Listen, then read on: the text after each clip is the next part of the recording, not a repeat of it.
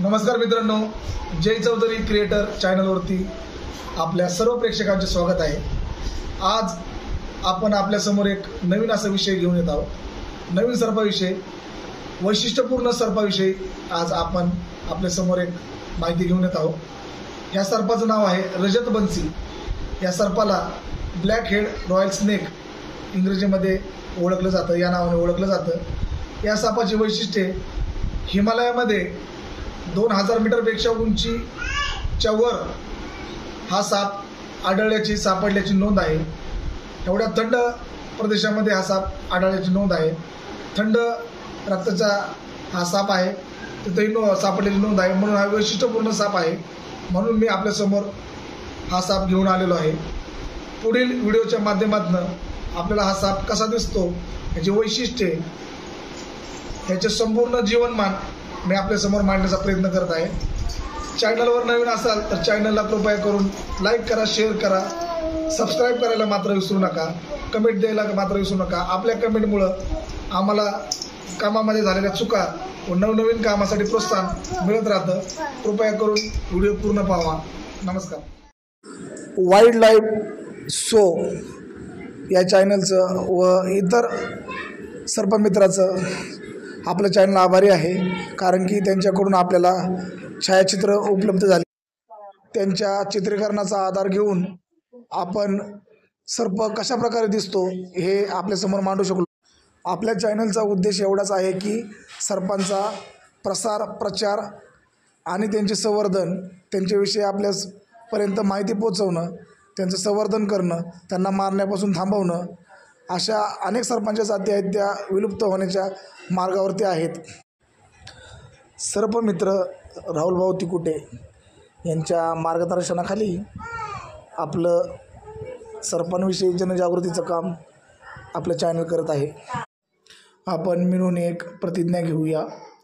मी निसर्गप्रेमी आहे, या विश्वातील सर्पसृष्टीचा मला अभिमान आहे।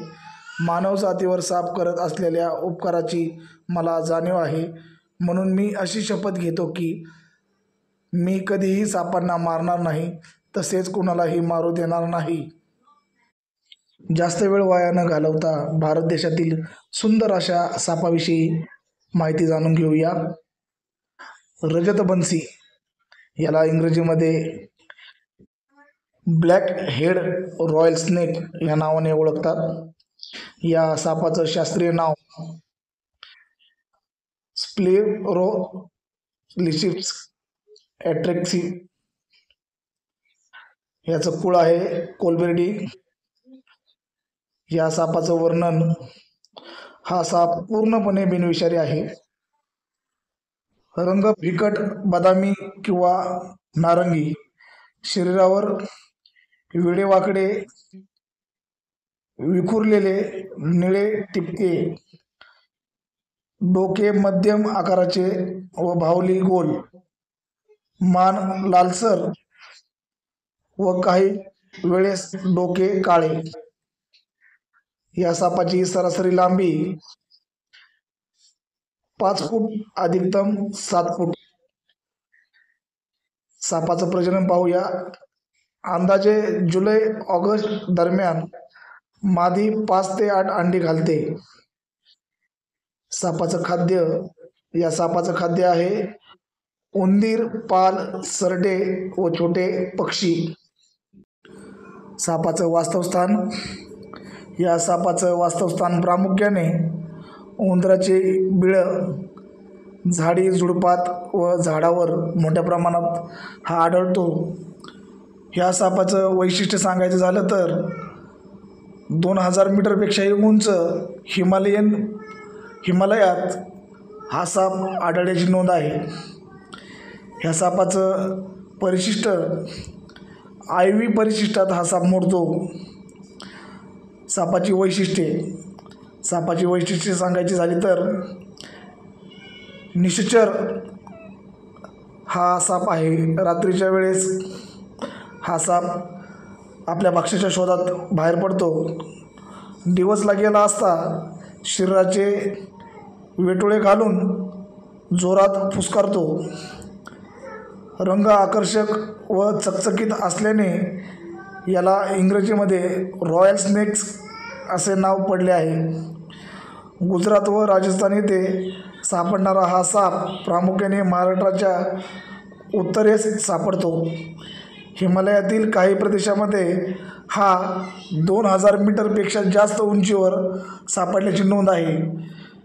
हीच गोष्ट ह्या सापाची वैशिष्ट्यपूर्ण आहे. आपण पुढीलप्रमाणे वन्यजीव कायद्यामध्ये सापांना संरक्षण मिळालेले आहे, तो वन्यजीव कायदा समजून घेऊया. वन्यजीवांना संरक्षण देणारा कायदा 1972 साली अंमलात आला असून या कायद्यानुसार सापांनाही संरक्षण मिळालेले आहे. बेकायदेशीरपणे साप पकडणे, सापांना मारणे, त्यांचे प्रदर्शन करणे, तस्करी करणे, जवळ बाळगणे, त्यांचा छळ करणे हा गुन्हा आहे. सोबतच 1975च्या निर्यात धोरण वन्यजीवांपासून उत्पन्नाचा कायद्यात सुद्धा सापांना संरक्षण दिले आहे.